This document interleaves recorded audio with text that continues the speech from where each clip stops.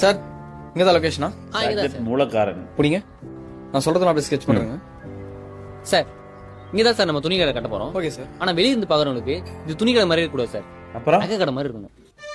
Sir நான் கடை மாதிரி இருந்தா துணி வாங்க வரவங்களா இது நான் கடை நினைச்சு வேற கடைக்கு போயிட மாட்டாங்களா? சார் அதுக்கு தான் கடைக்கு மேலேயே சுகன்யா துணி கடைன்னு பெருசா போர்டைக்கு போறோம்ல சார்.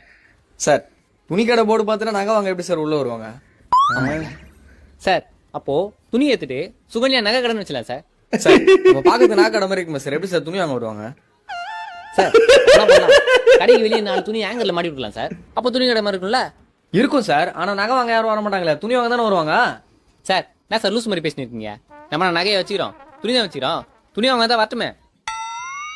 சார் அப்புறம் சார் பாக்கிறது நான் கடை மாதிரி இருக்குன்னு கேட்டீங்க. சார் இங்கதான் சார் என் ஐக்யூ லெவல பாராட்டணும். துணி வாங்க வரவங்க கிட்ட துணி விற்கிறது புட்சால்தனம் கிடையாது, நகை வாங்க வரவங்க கிட்ட துணி விற்கிறத புட்சால்தனம்.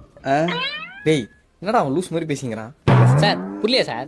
இப்போ இங்க ஒரு துணி கடை இருக்குன்னு வச்சுங்களேன் சார். சார் புரியுது. எப்ப சார் கடை கட்டுற மாதிரி? சார் நம்ம கடை கட்டுறது முன்னாடி தம்பிக்கு ஒரு கடை கட்டி இதெல்லாம் பிளான்ல இருக்கேன். ஓ சூப்பர் சார். அது என்ன கடை சார்? சலூன் கடை சார். நல்ல பிசினஸ் சார். ஆனா வெளிய இருந்து பாக்குறவங்களுக்கு டீ கடை மாதிரி இருக்கணும் சார். டீ குடிக்க உள்ள வரவங்களுக்கு அப்படியே முடி வெட்டி அனுப்பிச்சிடும் சார். அதான் சார் புட்சால்தனம்.